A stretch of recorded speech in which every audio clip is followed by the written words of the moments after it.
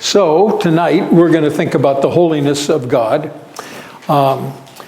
Whether it's an attribute of God, we'll come back and talk about later. It is clearly a character of God, and how we describe it is not all that important. So let's talk first. In all of these things, we're talking about a central passage that sort of helps our mind go and think about that particular one. Last week it was eternity, and Psalm 90, which starts from everlasting to everlasting, you are God. And holiness is probably one of the easier ones as you're thinking of it, because obviously Isaiah chapter 6 comes to mind. So if you've got your Bibles, and we're going to look at actually a number of passages tonight, more than usual, just because there's lots of ones that are worth coming to. So Isaiah chapter 6. In the year that King Uzziah died, I saw the Lord sitting on a throne high and lifted up, and the train of his robe filled the temple. Above him stood the seraphim. Seraph is from a word that means burning. So above him are the seraphim, the burning ones, angelic beings in that particular way. Each had 6 wings. With 2 of them he covered his face, with 2 of them he covered his feet, with 2 of them he flew, and one called to another and said, Holy, holy, holy is Yahweh of hosts. The whole earth is full of his glory. And the foundations of the threshold shook at the voice of him who called. And the house was filled with smoke. And I said, Woe is me, for I am lost. For I am a man of unclean lips, and I dwell in the midst of a people of unclean lips, for my eyes have seen the King, the Yahweh of hosts, or Yahweh of armies. Then one of the seraphim flew to me, having in his hand a burning coal that he had taken with tongs from the altar, and he touched my mouth and said, Behold, this has touched your lips. Your guilt is taken away, and your sin atoned for. Now, just to notice a couple of things, we'll come back and talk about this a little bit later. The emphasis at the beginning of the passage is clearly on the exaltation of the Lord. I saw the Lord sitting on a throne, high and lifted up, and the train of his robe filled the temple, and a vision of the heavenly temple where God dwells in his glory, and the idea of being enthroned high above everything else that was there. And then the announcement, Holy, holy, holy is Yahweh of armies. The whole earth is full of his glory. So there you have a sense, even though the emphasis in what is said isn't about his glory, that's clearly there. It is upon his holiness. Now, we're familiar enough with the way that the Hebrews express something as a superlative. They don't have a normal way, or pardon me, they don't have our way of doing that. So in Hebrew, you talked about the Holy of Holies, which means the most holy place. The King of Kings, which means the Supreme King. The Lord of Lords, which means the Supreme Lord. So repeating something twice is a way in which you affirm greatness and majesty. Announcing that he's holy, holy, holy is saying that he is the holiest of holiest, beyond superlative, and there is no English grammatical term that I can use to describe that. Super superlative, I guess we can go with, to emphasize the nature of it. And then John's reaction is immediately to feel his guilt. And somehow holiness, the holiness of God, produces in him this sense of, I'm undone, I am a man with unclean lips, I dwell in the midst of people of unclean lips. And then there's this symbolic cleansing that takes place at that particular point. Isaiah, not John. John, not Isaiah. Well, I was really thinking of Revelation written by John that has, no, I just flat made a mistake. So thank you for those of you who keep me on track here. So John has this apply to him. Okay, let's turn to Exodus. And I do want to turn to Exodus chapter 3. down there either. No, but if we go a few more chapters from chapter 3, I will find Jethro, his father-in-law. Okay, this is the famous story of the burning bush. And Moses has fled into the land of Midian. He's keeping sheep for his father-in-law. As it says at the end of verse 2, he came to Horeb, the mountain of God. Horeb is Mount Sinai, as it's later termed as well. He has no idea that this is the place where God is going to reveal himself to the nation at that time. And then it says in verse 2, the angel of Yahweh appeared to him in a flame of fire out of the midst of a bush. He looked, and behold, the bush was burning, yet it was not consumed.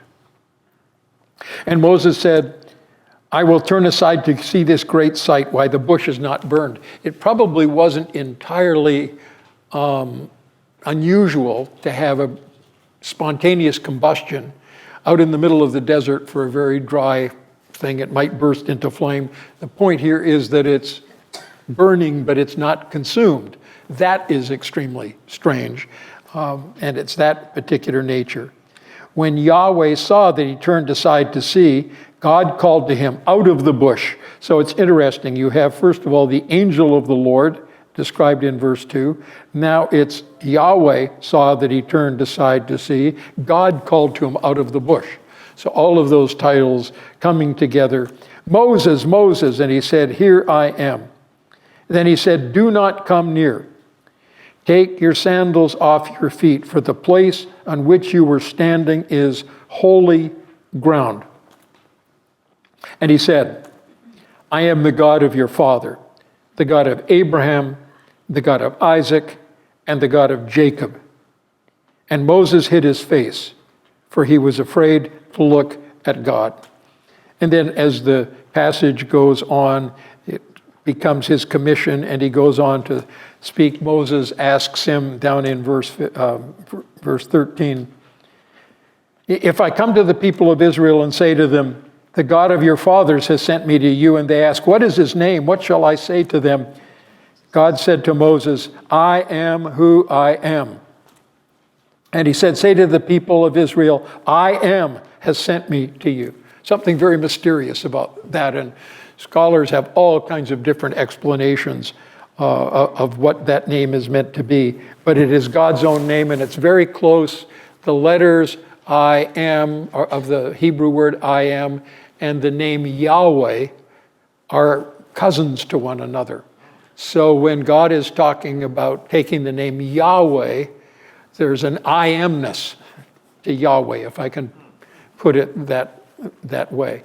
So one is a verb, I am, the other is a noun built on that verb, or a name built on that verb. So I am has sent me to you. God also said to Moses, say this to the people of Israel, Yahweh, the God of your fathers, the God of Abraham, the God of Isaac, and the God of Jacob has sent me to you. And it goes on to describe more about that. So in God's announcement of himself, he says to Moses, take the sandals off your feet, for the ground on which you're standing is holy ground. And so we're going to come back to that idea, but just trying to think through, holiness is what God is, and holiness is where God is in another kind of way. So, Exodus chapter 15.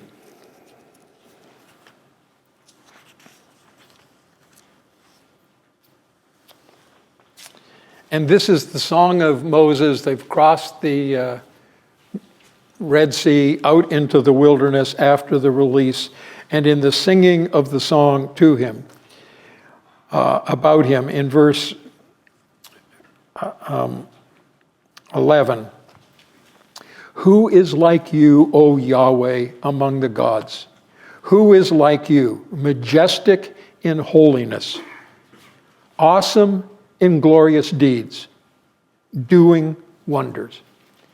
So that becomes part of all of this. God is majestic in his holiness. But what is the essence of holiness? is a little bit more challenging to see. Now, all the way over to Isaiah, chapter 57.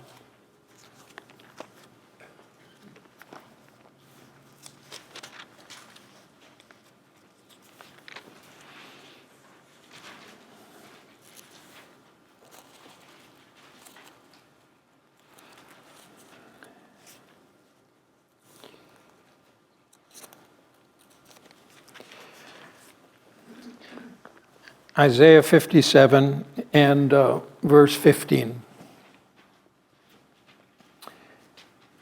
For thus says the one who is high and lifted up, who inhabits eternity, whose name is holy.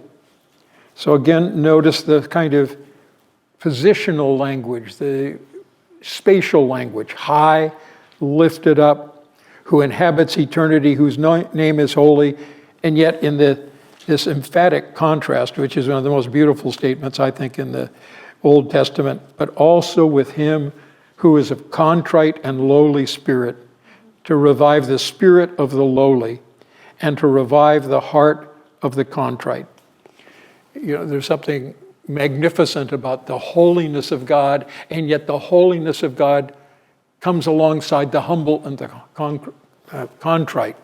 And then I've put alongside that the verse that's repeated twice in the New Testament: God resists the proud, but gives grace to the humble. And something about the whole area of humility, and just like Isaiah's instinctive response was in the presence of God, to fall on his face before him in recognition, but to confess his unworthiness in that particular way. Okay, just over in this one is in Isaiah chapter 66. And this one's very similar. I'll try and pull the pieces together in just a moment. This one doesn't use the word holy, but it picks up the same idea we have back there in chapter 55. Thus says Yahweh, heaven is my throne. Verse 1. Heaven is my throne, the earth is my footstool. What is the house that you would build for me? And what is the place of my rest? All these things my hand has made. All those things came to be, declares the Lord. But this is the one to whom I will look. He who is humble and contrite in spirit and trembles at my word. Probably trembles in two ways, of anticipation and a sense of fearfulness, but also privilege. Actually, I turn back, if you would, just while we're here, to Psalm 99.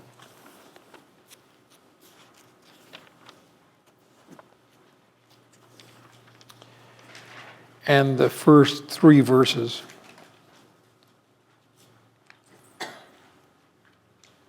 Yahweh reigns. Let the peoples tremble. He is enthroned upon the cherubim, let the earth quake. Yahweh is great in Zion. He is exalted over all the peoples. Let them praise your name and your great and awesome name. Holy is he. And now over to Jeremiah.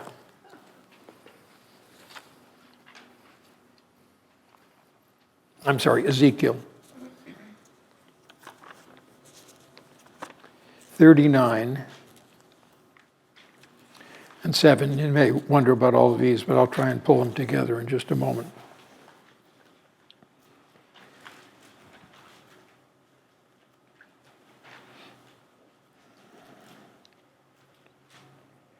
And this is talking about God regathering the nation of Israel, bringing them into their place, constituting them again after all of their battles against Gog and Magog and the prophecies that you have in chapter 38 and 39. Verse 7, my holy name I will make known in the midst of my people Israel. I will not let my holy name be profaned anymore. And the nations shall know that I am Yahweh, the Holy One in Israel. Okay, we're getting close to an end, but let's turn to 1 Peter chapter 1.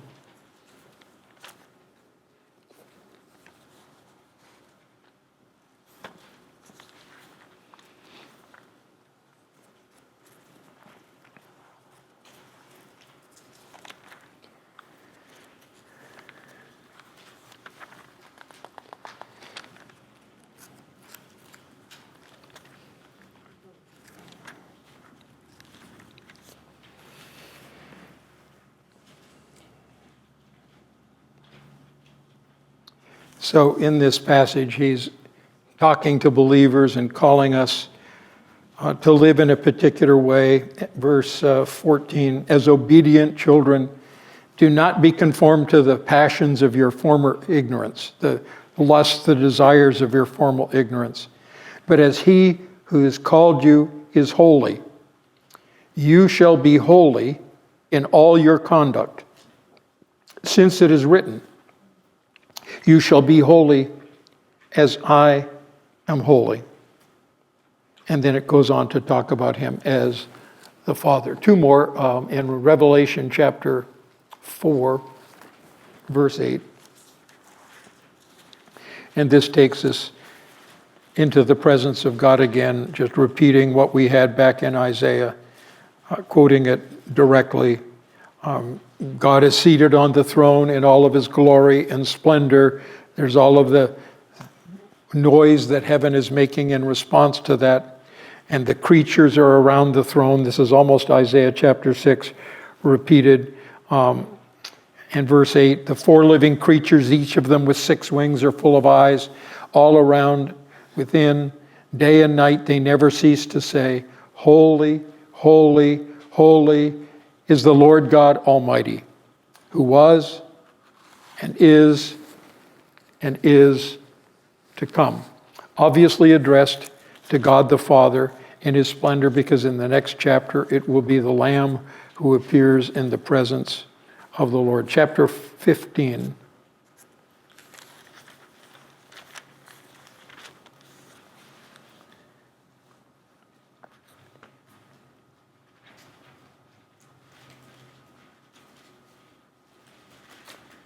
And it says in verse 3, and they sing the song of Moses, the servant of God, and the song of the Lamb sang.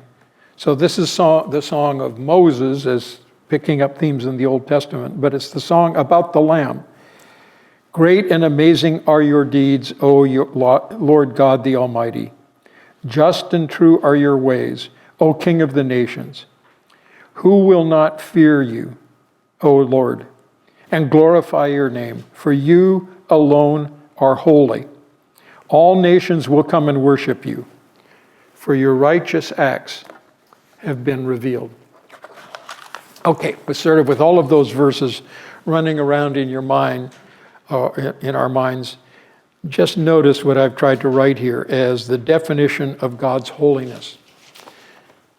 The word in the New Testament that's used is a word that sounds like hagiadzo. And the basic idea of the word in the Old Testament and to a certain extent in the New Testament, which is kadosh, both have the idea of being set apart. So something that is holy is set apart. God is set apart from his creation in his majestic position and in his moral purity. So when we're talking about holiness, there are 3 different kinds of ways in which we express or that term is used. First of all, holiness is the excellency of God's character. It is what sets him apart from any other being and creature. It's his instinctive being, his otherness in some way, in terms of his character, his being. He is, and Karl Barth, who's not always very trustworthy, but is in this place well, used to talk about God as being wholly other, W-H-O-L-L-Y, wholly other, holy, H-O-L-Y, but in this sense, wholly different from any other creature. So he is wholly set apart in his being, his nature, his essential nature. Secondly, he is set apart in his majesty, in his power, in his authority over all things. He's set apart from all creation by the perfection and excellence of his person and the loftiness of his position. So, in a certain sense, this is his majestic holiness. It's hard to think of the right words. And then the third part is that he is set apart by the excellence of his moral being. And his holiness there is terms of the fact that he is pure, undefiled, separated from sin and sinners, perfect in his moral excellencies. So he cannot tolerate evil. So to go back, when you think of that Isaiah passage, he is high and lifted up. Is something about his otherness in terms of his majestic being that is different from anything else. He's lifted up in terms of his essential power, that he is above everything else, and he is holy in the sense that what is sinful feels revealed and exposed in that particular way. So when we're talking about the holiness of God, it is almost a way of talking about the godness of God, if I can put it in that particular way. So as we begin to think about that term, one of the things that we most commonly think about, I certainly do, is about God's moral holiness. God is light, and in him there's no darkness at all. Complete moral perfection of his being. There's no taint, there's no contamination. There's nothing in him that is defiled or defiling in any particular way. He is pure. But the other way in which he is holy is that he is utterly different than we are. Even though we are made in his image, we are creatures. He is the uncreated essence of all that is. So those two things of his loftiness, he is the high and lifted up one who inhabits eternity. We don't. And he is the morally overwhelming one who cannot tolerate sin and who will not let his name be profaned, as it said in Ezekiel chapter 39. And those three ideas of character, position, and purity come together when we talk about the holiness of God. So there are some who ask, is holiness an attribute of God? Well, in a sense, it's almost the godness of God, if I can put it that way. So, but mostly when we think about holiness, we think of his sinlessness, his righteousness, his utter goodness in that particular way. Now, let me make a couple of observations, then we can come back and think about the description of God's holiness. As I've said already, this essential idea of holiness is to be set apart. And the way the term is used in the Old Testament is interesting, because something that is set apart is holy because it is set apart to God. But the pagans also had holy things that were set apart to the worship of their God. So interestingly, in the Old Testament, in Deuteronomy chapter 23, verse 17, a cult prostitute is described as holy. Now, that had nothing to do with her character. It was that she was in the service of the divine being, set apart in that particular way. And there's a certain sense in which God speaks to us about us as his holy ones. And it's primarily a statement of our position before him, not of our righteousness before him. So when it talks in the beginning of the New Testament books to the saints who were at such and such a place, it is saying that they are the set apart ones. They've been set apart to belong to God in a particular way. When it says, take the shoes off your feet, for it is holy ground, there was nothing intrinsic in the ground that made it holy. It was because it had been set apart by God's presence. It was distinctive to God. When you think about the tabernacle and the instruments of the tabernacle, they were holy because they were to be used only for the service of God. and only for the purposes that God intended. So in the Old Testament, Israel is a holy nation. It isn't a righteous nation, but it's a holy nation because it's God's chosen people. It's God's set apart people. So of all of the nations of the earth, you are holy. But they weren't holy in terms of character. Are you understanding what it was their set apartness. So you had a holy nation, you had holy things, you had holy people, the priests and the Levites. They were set apart to God. They were holy in their set apartness. Now, when the New Testament, though, comes to us and says, be holy as I am holy, it's calling us not just to recognize that we're set apart to God, but the word to begin to manifest the moral character of God. So holiness is, on one sense, our set apartness, and the other part is it's to be our becoming holy in the character of our lives. So really the New Testament is written to holy people to try and help them to be holy, using two different terms that come together. So there's a sense in which holiness is used in the Old Testament as almost the distinctive title of God. I think over 40 times in the Old Testament he's described as the Holy One of Israel. And that just, he's the Holy One of Israel. Holy is applied to God as an adjective more than any other word in the Old Testament. And it's, again, this idea that the otherness of God. He is the Holy One of Israel. And in that sense, he's unlike any of the pagan gods, both in his character, his position, and his power. All of those things come together in that particular way.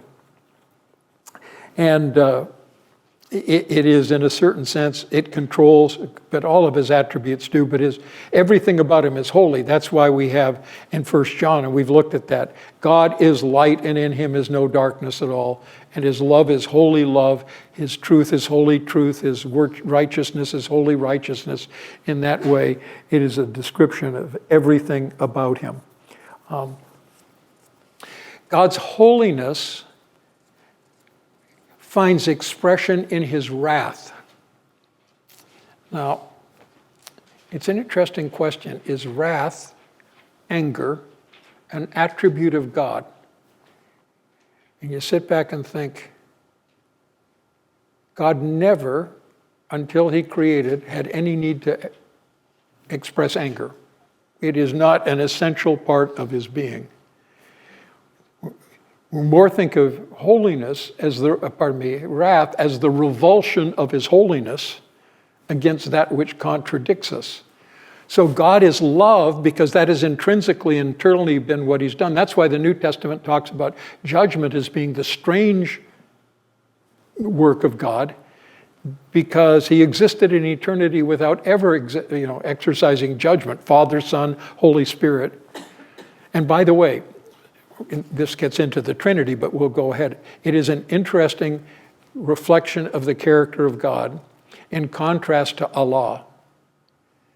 Allah's chief characteristic is power.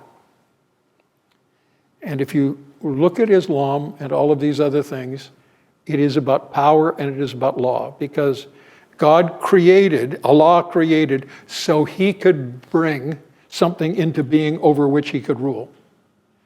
But God the Father, God the Son, God the Holy Spirit eternally existed in a relationship of love before they created everything, anything. Love had always been what God had experienced and what they had known in the relationship. And so the Trinity tells us something that God did not need to create outside of himself to display his character. He already was displaying it within the mystery of the Trinity. And right at the heart of that is God's love, as against God's supreme thing. And that is why in Islam, the central thing is God's will must be done. Inshallah, as God wills. And in Islam, you can know the commands of God, but you cannot know his character. You can know his decrees, but not who he is. Whereas in the Christian gospel, it is you know God's character. He's revealed himself in the person of Christ. That's a little bit apart from the discussion of holiness. But it is an interesting kind of thing to think about wrath being related to it is because he is holy, he becomes wrathful against sin. But wrath is not who he is. It is what is the expression of who he is against that which is contrary to him. Okay, I've confused you enough already. Let's stop and see some things that occur to you as we think about holiness and try to put our minds around it and see if there's any things that we should discuss a little bit more. Carl. I just have a general question on the idea of the name. Names are holy. And I mean, that's out of our culture. We don't look upon a person's name as anything other than just an identifier. Well, because in the Old Testament, in the Hebrew world, names were an expression of character. And they said something about who you were and the way you dealt with a name. And even in our culture, I mean, we demean people in particular ways. But it's interesting that in the Lord's Prayer, the very first request is, hallowed be your name.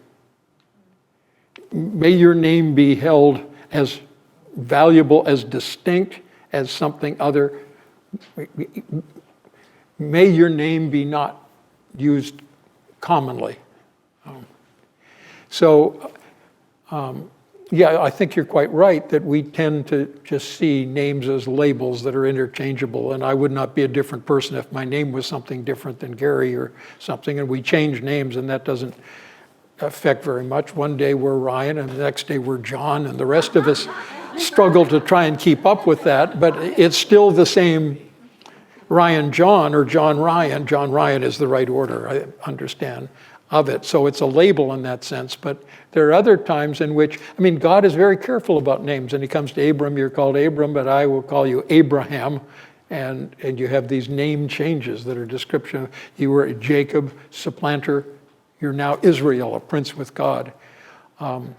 So names were, I think, treated with that respect because they set you apart and identified you in some particular. I'm not sure I'm answering what you're. Yeah, it was just a general.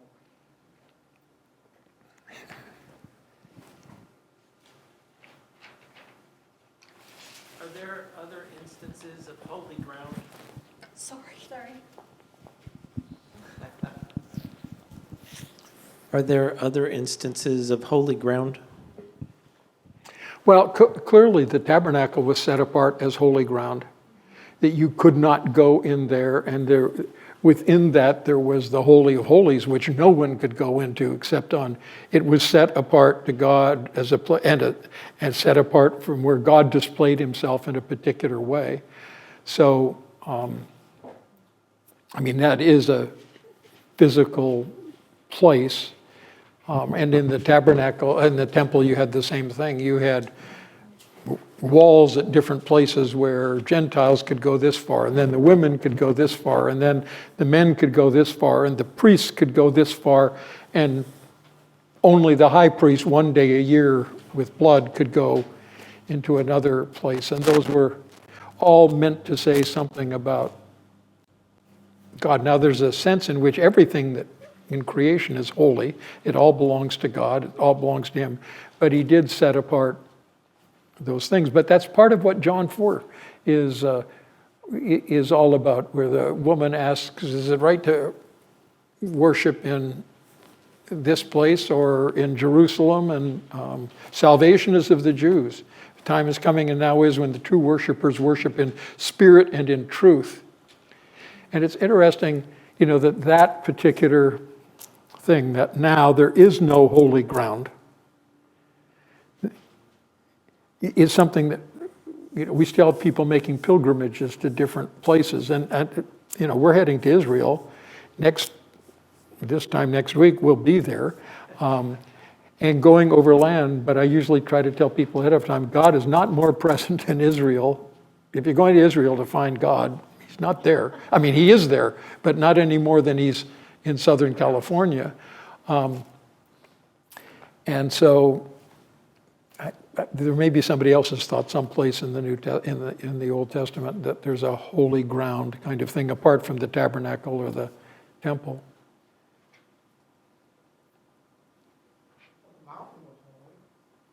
Pardon? Well, that's exactly right. And that's another good illustration, that they were forbidden. There was a wall put around the base of the mountain so they could not go and touch it at the cost of their life, and they'd be struck dead at that particular point. Thank you, Carl. That's a very appropriate reminder.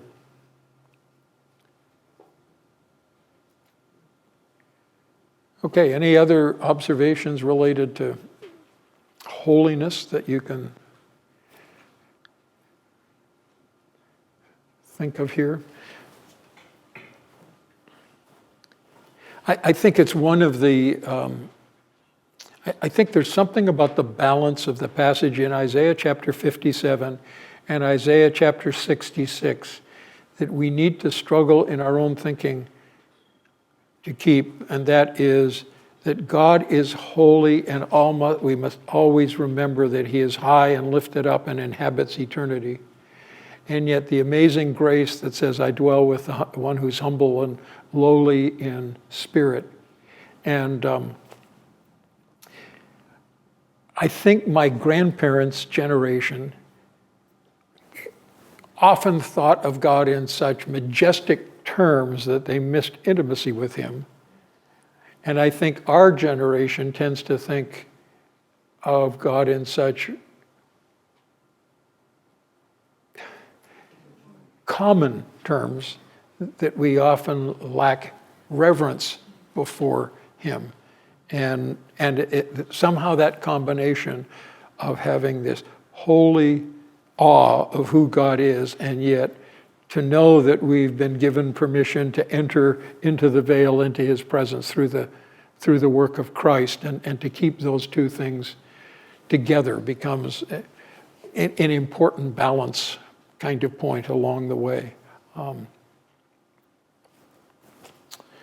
So I have a note down here, some questions related to God's holiness. And I could think of one that came up, and you may have others. So I'll tell you what I think is the major problem with holiness, but let me see if you have any that come to mind when you think about it, other than just getting our minds around it and thinking rightly about what holiness is.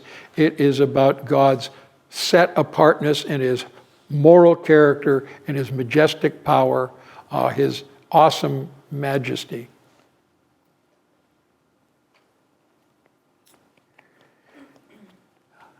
Okay, well, my question is, and I don't have an answer for it, so we'll leave it there, is if God is the holy God, why did he create a world in which sin dwells? And I don't know the answer to that. For good reasons that he knows, and that one day we will come closer to understanding, is all I can imagine. But the holiness of God puts the reality of the brokenness of the creation.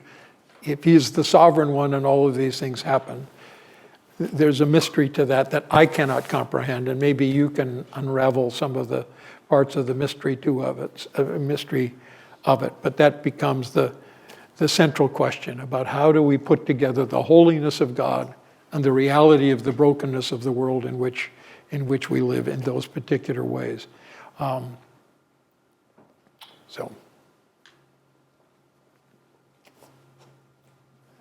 I'm not going to answer that one either. But one question I do have on a regular basis is when Peter references the Leviticus command, be holy as I am holy. Very often with people and teaching the Bible and speaking about holiness, there's a conflict because I think of holiness as perfection. Excellence, the highest excellence of God. And that isn't possible with the presence of sin still in my heart or in our hearts.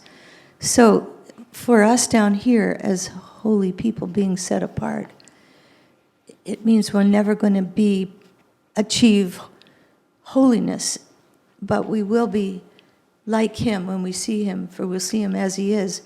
So we will be we are holy, we will be holy, or we'll be free of sin and that sort of thing. So I think my question's always how to figure it out in serving the Lord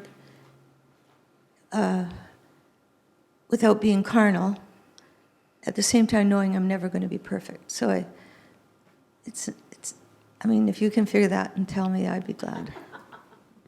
Yeah, I mean, I think obviously when we think about, and sanctification is just another word for becoming holy. So there's a sense in which we are holy, we've been set apart to God and we belong to him. The moment we trust Christ, we are God's holy ones. But we know we're not saintly in the way that term is used, but we are to be becoming holy. And Colossians talks about the fact that we are being renewed in the likeness of him who created us. So we're being renewed in holiness, but we will not be like him until we see him as he is. And it's sort of, and John says, beloved, it doesn't yet appear what we shall be, but we know that when he shall appear, we shall be like him. We will see him as he is. Every person who has this hope set on him, purifies himself as he is pure. So there's a purifying effect, a holifying effect, if I can put it that way, of recognizing that we're not there, but that's God's goal for us. And it's our calling to cooperate as much as we can with the Spirit in the process of becoming like Christ. That's the way I try to think it through. You can probably... We should hate sin more. Absolutely. Absolutely. That would be a negative way of saying you're getting more holy, you hate sin. Okay, Joel, it's a greater hatred of sin. So it's a negative way of saying we are becoming a positive person, not positive in the sense of I think I can, I know it, but that our ability to become more holy like him requires that we hate sin more. So I can see there's a measurable thing there. Yeah, I think positional holiness, progressive holiness, perfected holiness is the pattern of the Christian life. And the challenge is that there's always a human temptation to say, well, this is what holiness, and have a code and say, if you do this, don't do this, don't do this, don't do this, then you become holy.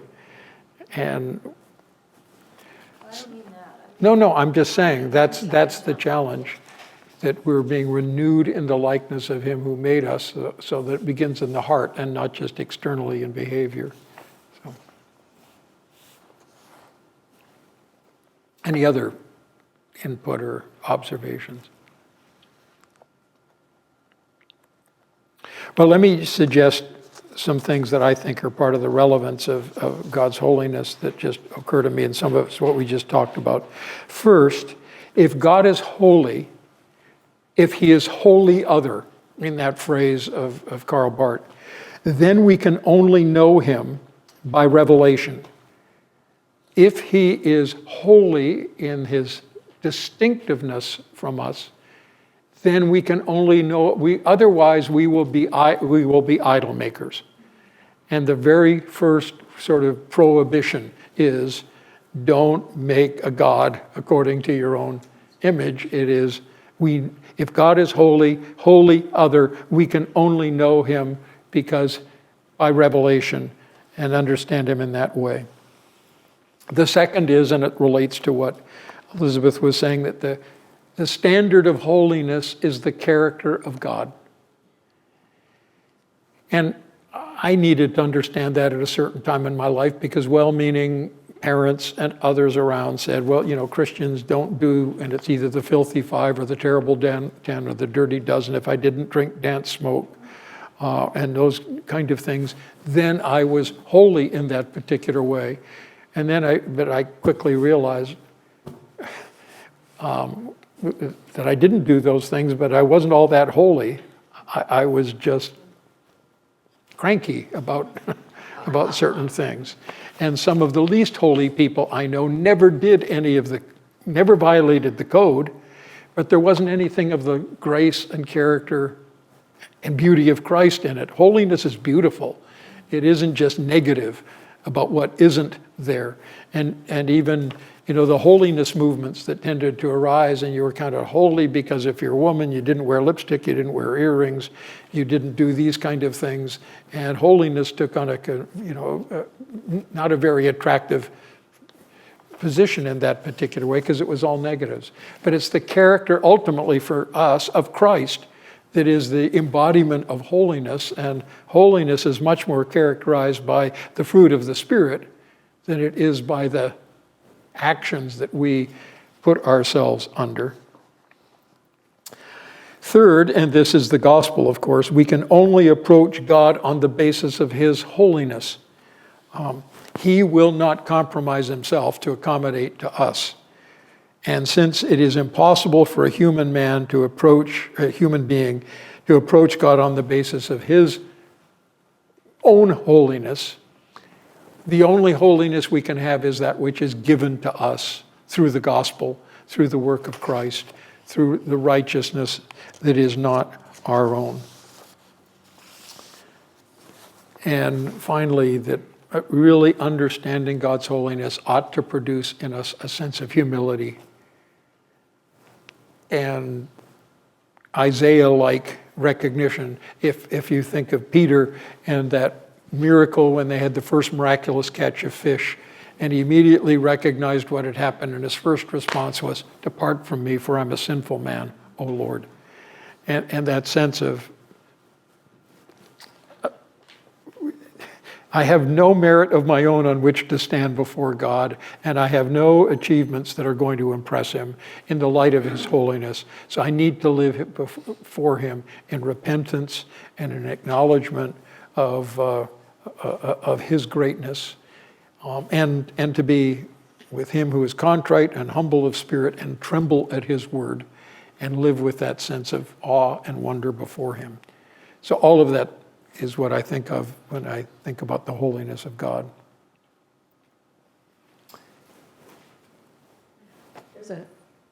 There's a question Nathaniel just texted to me, and this is what he wrote.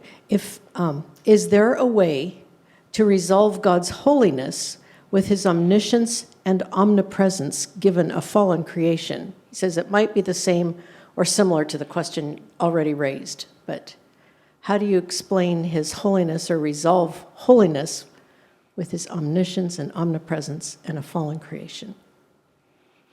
Yeah, I don't know. I mean, I don't feel any particular need to resolve it with His omniscience or His sovereignty, but with the fallen creation gets to be the problem. How do I understand that the God who knows all, can do all, is absolutely pure and separated from sin?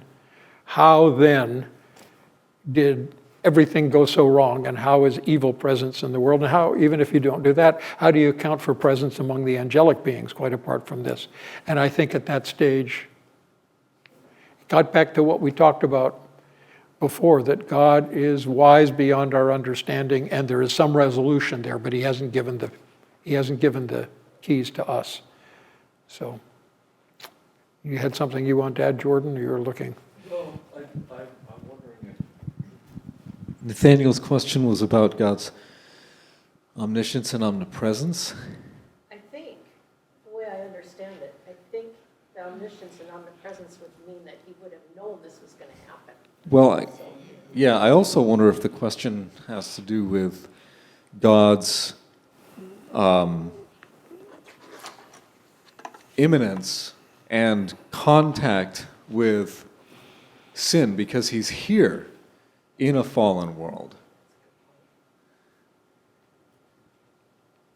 But he remains holy, even though He is everywhere, and He's too holy to look upon evil, and even though He sees all things. So my impression of Nathaniel's question was, maybe it's more along those lines, I'm not sure, but... Well, my answer is the same. I don't know. I mean, I'm not trying to be trivial with it. I think that just remains beyond our ability to comprehend. Why? How? Why? I don't know. It seems hard to understand how God can allow sin to be prolonged. I mean, I think that's more difficult to understand than the idea that a creature created by God could sin. But why doesn't that creature, like us, just immediately evaporate? Because, God cannot tolerate sin forever, and yet he can forbear for what seems to us an awfully long time, and that is not contradictory to his holiness. I mean, in the sense that God is remaining holy this whole time in allowing sin to occur, and that's kind of a conundrum. Hurts your brain. Yeah.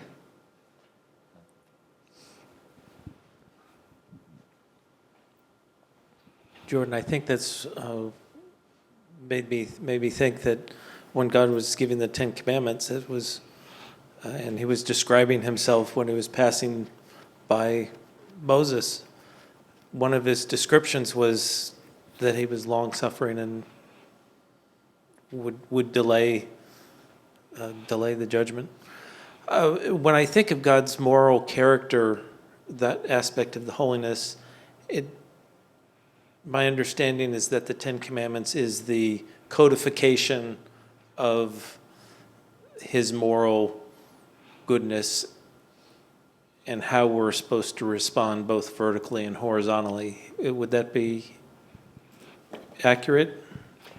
I'm less likely to do that, to put it that way. I think the Ten Commandments are the covenant that God made with Israel. It doesn't say all there is to say about God's moral character, but it was the conditions that he gave for the nation of Israel to live under as moral guidelines that certainly expressed some important things related to him. Of course, the earliest ones are really statements about him and how he's to be treated by them and in response to them. So I think the Ten Commandments tell us a great deal about God, but I wouldn't want to make them to be the complete description of his character and his will, because so many of those other things are filled in other places.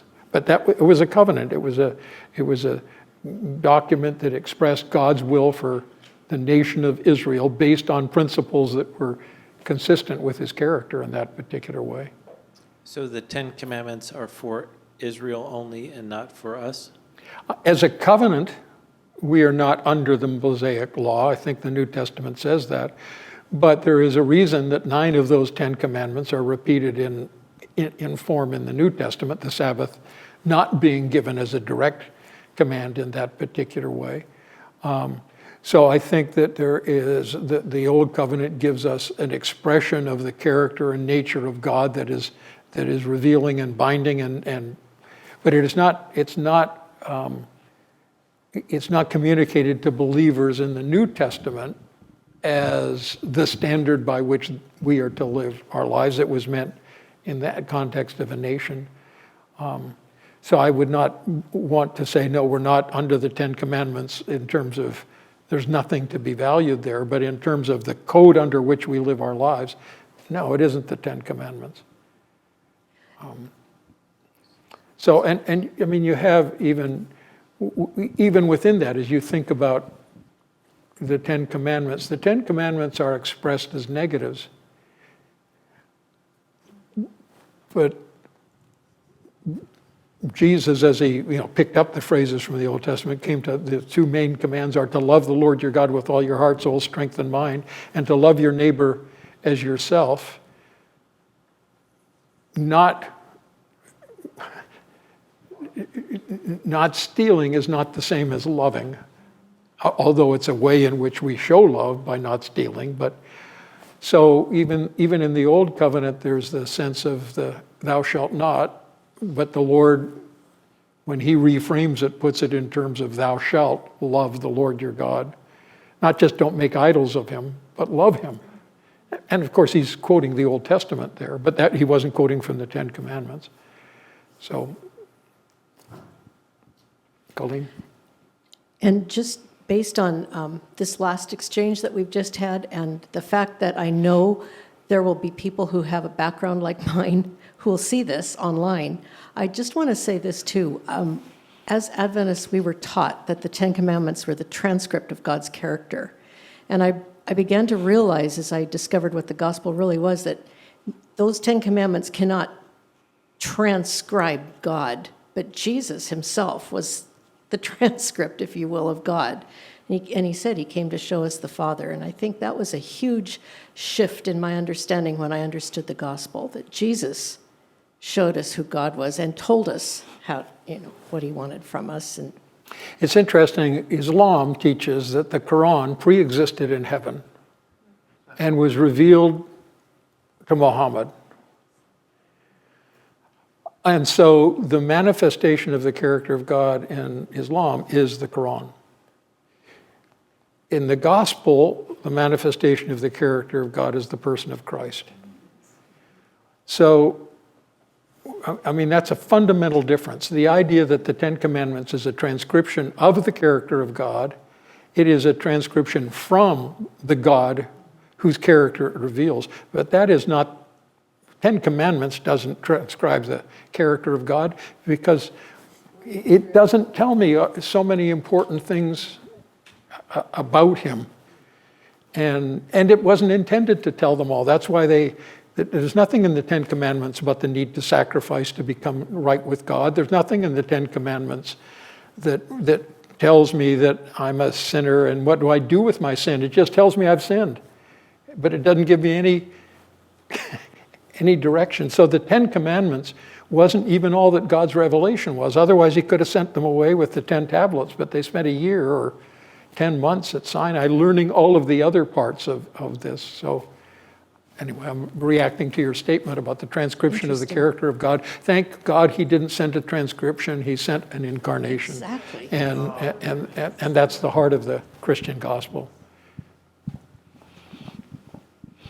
So I can see why we get caught on this, because we think because it's a good set of 10 that was to be a constitution for the nation so they can mind their business and behave well, that it couldn't begin. If God had to reveal his holiness to us, it's too big for us this is even too big for us to understand. So it's almost foolish.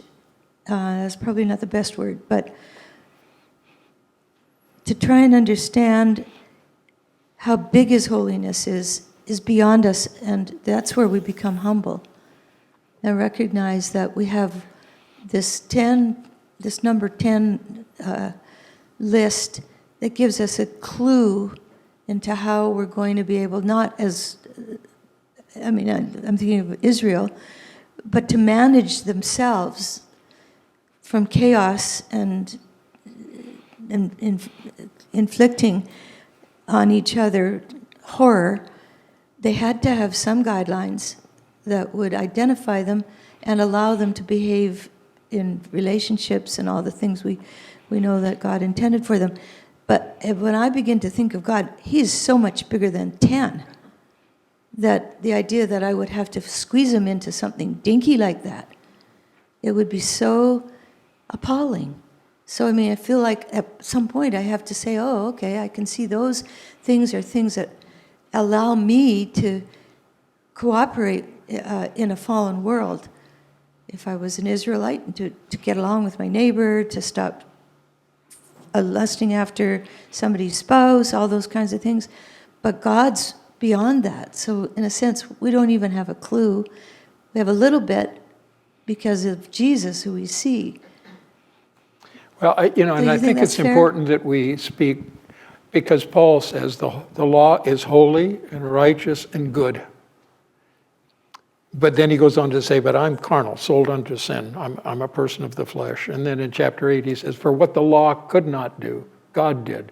Sending his own son in the likeness of sinful flesh and as an offering for sin, he condemned sin in the flesh.